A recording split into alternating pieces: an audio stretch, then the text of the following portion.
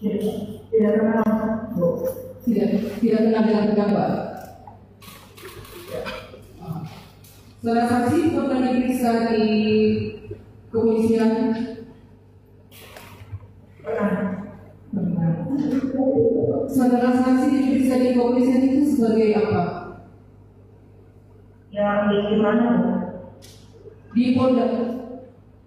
Tadi saya tanya saudara saksi pernah diperiksa di kepolisian? Ya, pernah. Terkait masalah apa saudara saksi diperiksa di kepolisian? Banyak. Penjelasannya apa, Bu? Iya. Yang saya lagi jalani sekarang ini adalah saya dituduh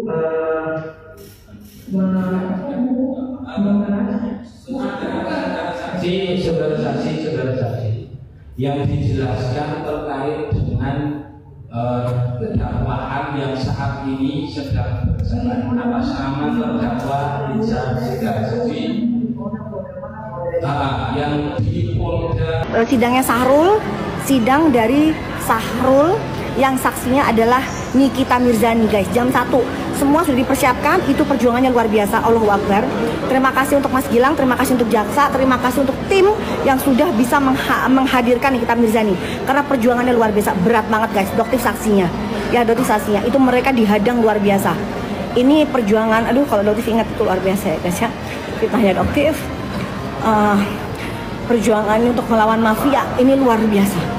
Ini mafia bener-bener besar banget, guys. Tuh, besar banget. Makanya yang membuat dokter kuat itu adalah kalian, gitu. Kalian harus tahu, udah berhenti ya, berhenti para gerombolan sirkus mafia ini menyedot uang masyarakat ya. Juga paham ya, bahwa penyidik itu diberikan hak ya, 20 hari ke depan melakukan penahanan untuk menyiapkan barang bukti berkas-berkas untuk diajukan ke JPU.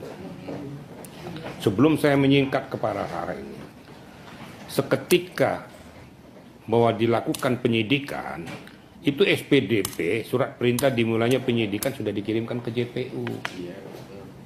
Dengan demikian segala tindakan daripada penyidik ini sudah diketahui JPU. Mungkin dalam perjalanannya mungkin ada petunjuk-petunjuk dan lain sebagainya, kan gitu ya.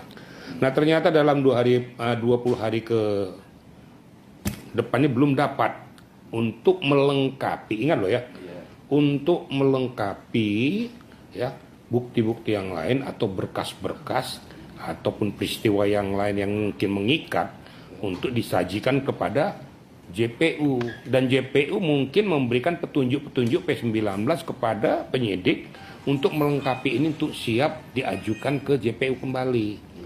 Itu sebenarnya hemat saya sah-sah saja. Yang jelas pasti bahwa berani penyidik melakukan penahanan ya kepada yang bersangkutan berarti minimal 2 alat bukti yang sah sudah dipegang beserta bukti-bukti yang lain.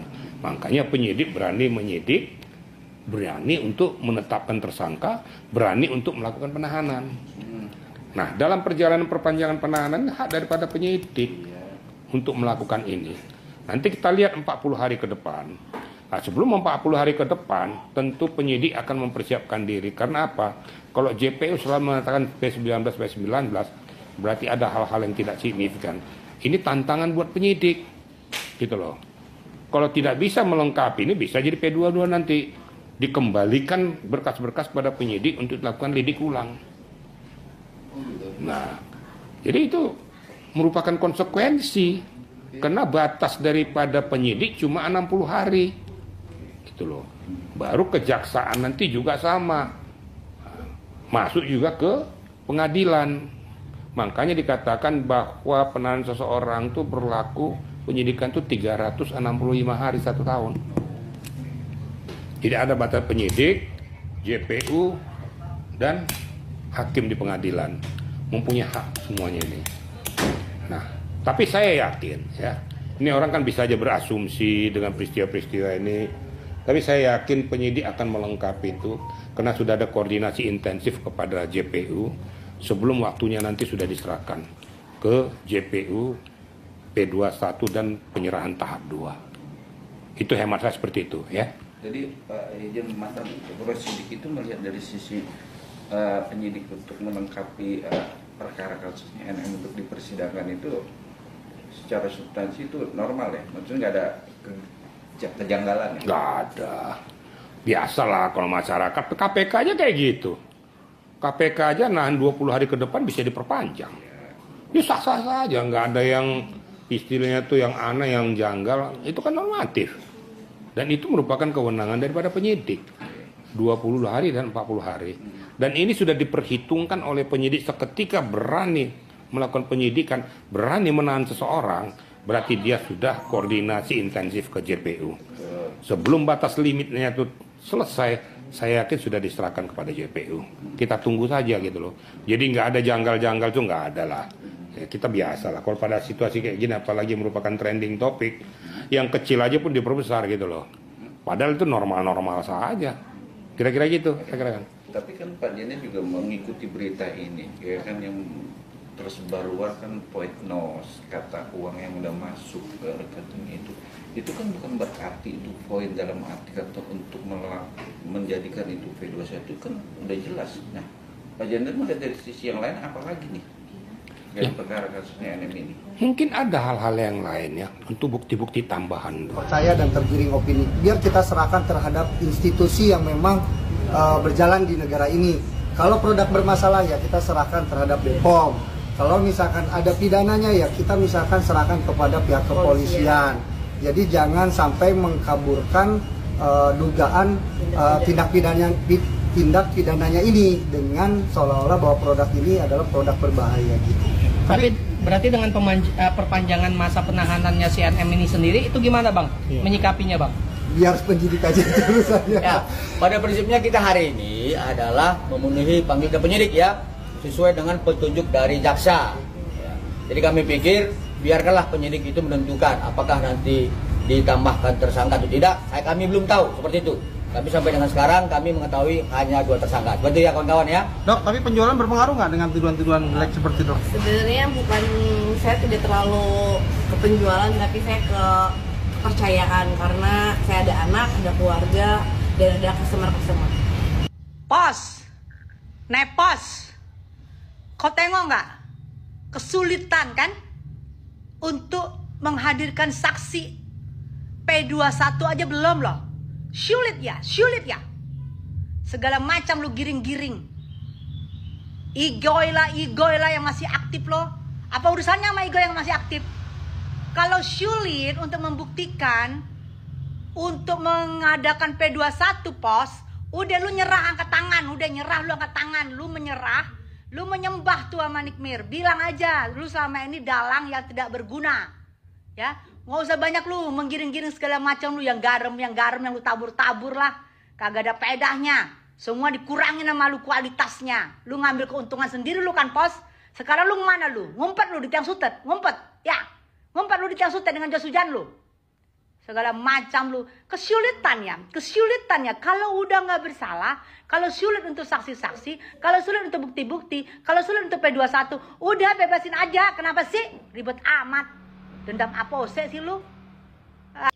Kalian yakinlah, walaupun ada kasus Megalodon, Kudanil, penjajah kue apem, penjajah kue cucur, kasus sumo, kasus perenong-enongan, itu semua tidak akan memudarkan dan tidak akan kita melupakan kasus yang dialami oleh Nikita Mirzani yang diduga dikriminalisasi oleh geng sulap.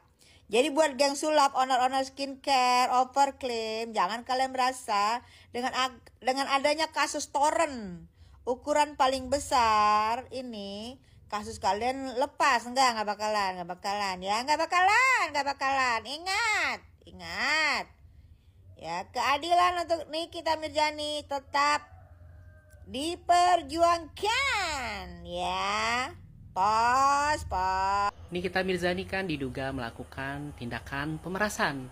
Jelas ya, kita tidak boleh mendukung apapun bentuk kejahatan siapapun pelakunya.